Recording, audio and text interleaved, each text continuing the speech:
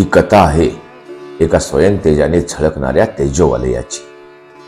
सूर्यांच्या शतकिरणांप्रमाणे विविध पैलूंनी संपर्कातील प्रत्येकाला उजळून टाकणाऱ्या ऊर्जा स्त्रोताची, सूर्यकांत श्रीरंग चव्हाण या गौरव मूर्तीची। दिनांक 1 जून 1967 रोजी आरदाळ सारख्या छोट्याशा गावात श्रीरंग चव्हाण आणि सौ ताराई या उभयतांना पुत्ररत्न प्राप्त झाले।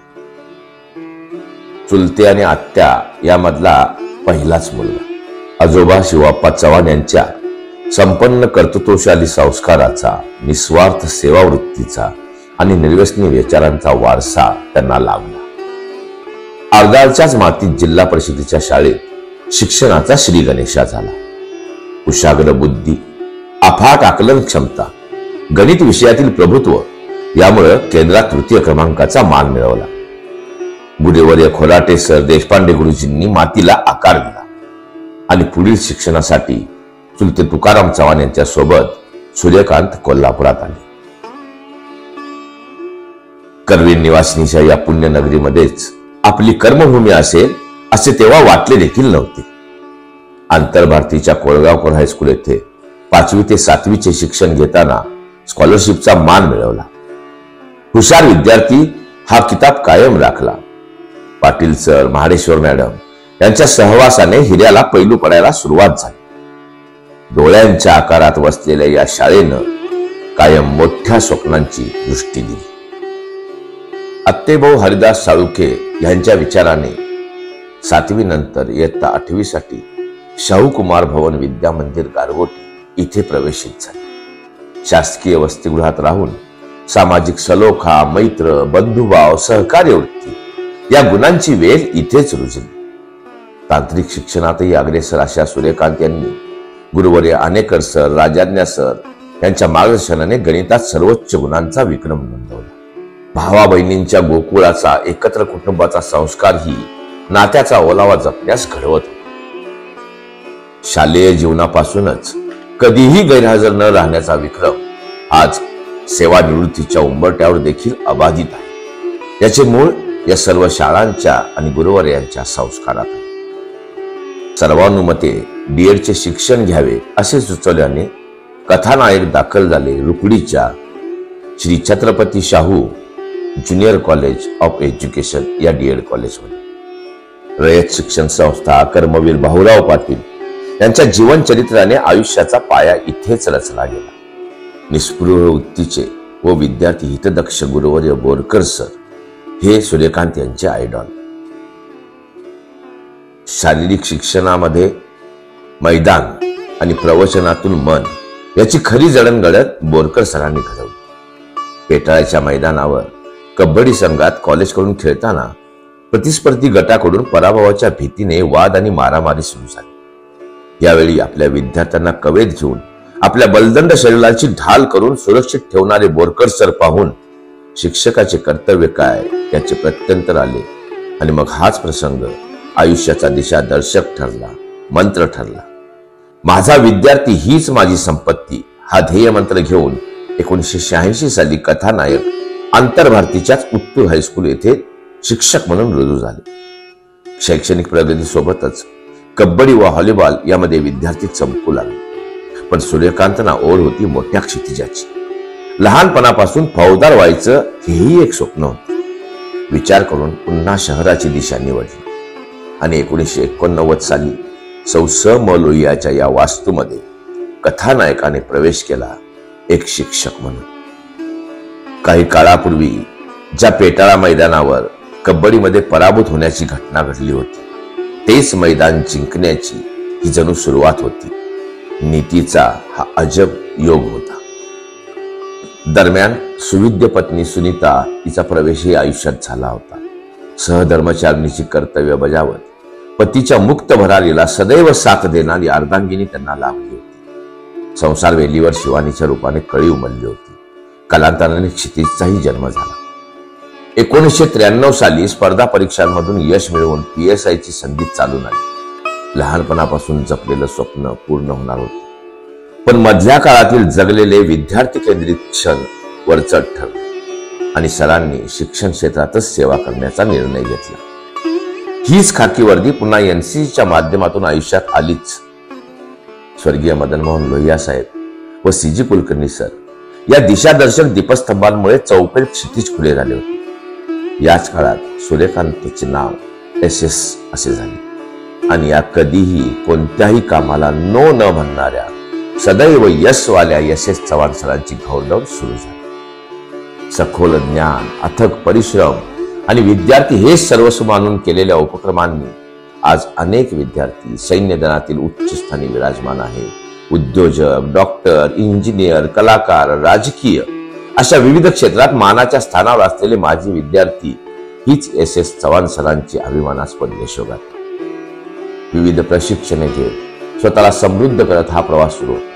सामाजिक कार्यातही स्वतःला झोकून देत अनेक उपक्रम राबवले.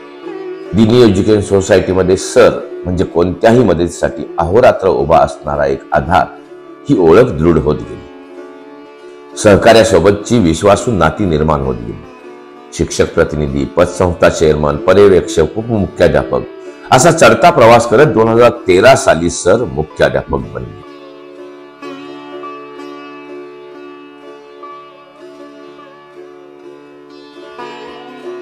या काळात अनेक राज्य व राष्ट्रीय स्तराचे पुरस्काराचे सर मानकरी ठरले.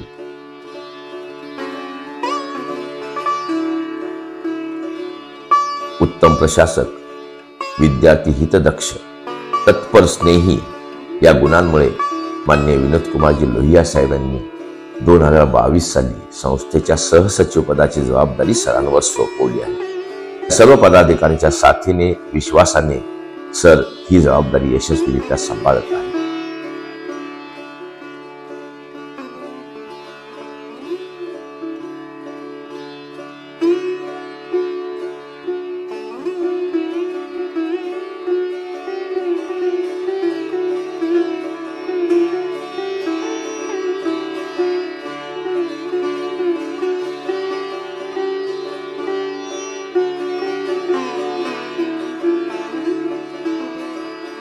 काही अभिमानास्पद क्षण. मुख्याध्यापक झाल्यानंतर दुसऱ्याच वर्षी तो शाळेचा SSC परीक्षेमधील निकाल हा 100% लावला. HSC परीक्षेमध्ये सुद्धा हा निकाल सायन्सचा 100% लावलेला. Asia book of Pacific world record या माध्यमातून सांस्कृतिक क्षेत्रातल्या नृत्याविष्कारातून शाळा, संस्था आणि विद्यार्थी 228 देशात पोहोचले. हा जागतिक विश्वविक्रम पश्चिम महाराष्ट्रातल्या एकमेव शाळेचा आहे. जवळजवळ 400 विद्यार्थी एकत्रित घेऊन जो नृत्याचा आविष्कार सादरीकरण केला त्याला जागतिक रेकॉर्ड त्यांनी केलं. आणि ते जागतिक रेकॉर्ड केल्यानंतर मला जो बोलण्याचा प्रसंग मिळाला एक मुख्याध्यापक म्हणून, त्याच्यासारखा आनंद मला कुठलाच जीवनात झाला.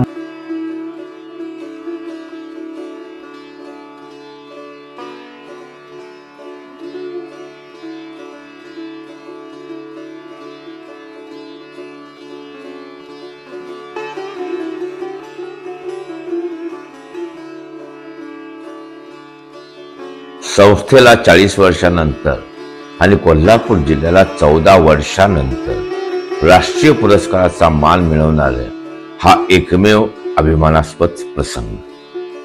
शासनाचा राष्ट्रीय पुरस्कार कुठेतरी मिळालाच पाहिजे ही एक भावना मनाशी बाळगलेली होती.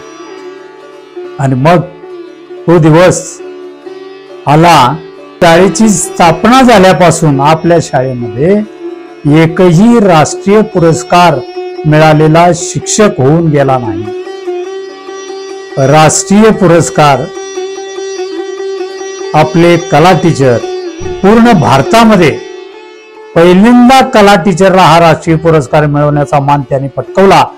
आणि सौ समलोया हायस्कूल व ज्युनियर कॉलेज आणि दीनी एज्युकेशन सोसायटीची पताका दिल्लीपर्यंत पोहोचवली. कोल्हापुर महाराष्ट्र की 100 SM लोहिया हाई स्कूल एंड जूनियर कॉलेज में शिक्षक श्री सागर चित्तरंजन बागड़े ने शिक्षा को समाज सुधार का माध्यम बनाकर जागरूकता बढ़ाई है. शिक्षा के प्रति इनके समर्पण को सरकार ने सराहा. श्री सागर बागड़े को बतौर शिक्षक राष्ट्रीय पुरस्कार 2024 से सम्मानित किया जाता है।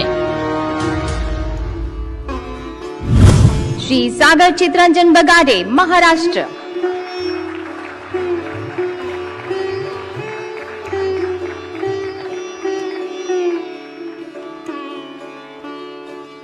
देशाच्या पंतप्रधानांच्या समोर 7 मिनिटं उभा राहून त्यांनी विचारलेल्या प्रश्नांची उत्तर हुबेहूब हजरजबाबीपणानं कोणत्याही प्रकारची कचवच न करता अगदी कणखर मनानं ज्याच्यावरती न्यू एज्युकेशन सोसायटीचे संस्कार झाले हा विचार डोक्यात घेऊन त्यांनी प्रश्नांची उत्तरं दिली आणि त्या ठिकाणी ती झालेली मुलाखत त्यांची पूर्ण जगभर वायरल झाली।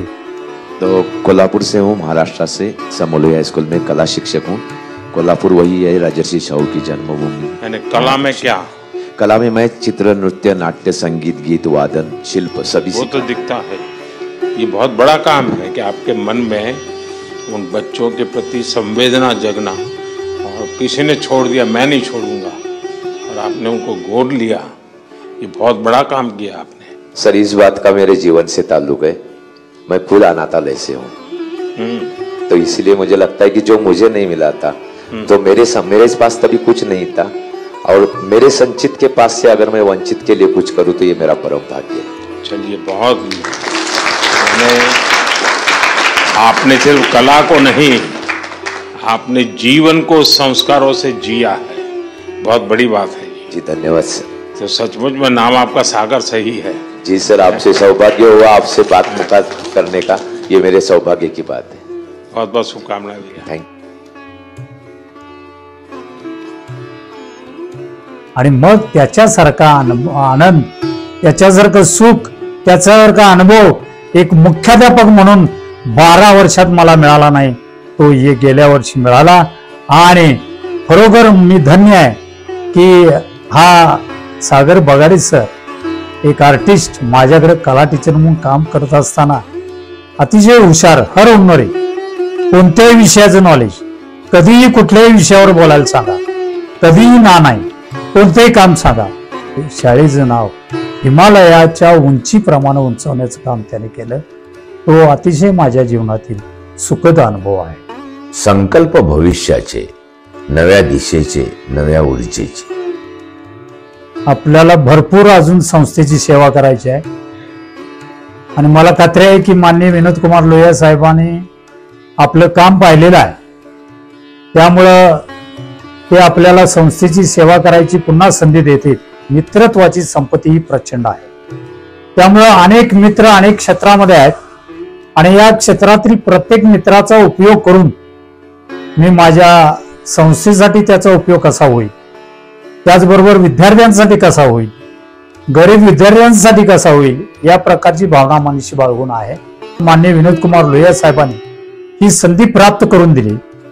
मी तसा निवृत्त जरी झालो तर माझ्या शासकीय सेवेतून निवृत्त झालेलो आहे। सेवा करण्याचं सुख मला आयुष्यभर परमेश्वरानं द्यावं एवढीच परमेश्वराकडे मागणी आहे आणि मी ती सेवा सातत्यानं करत येणार आहे। कुटुंबाच्या सदिच्छा, मनापासूनच्या, रक्ताच्या नात्याच्या।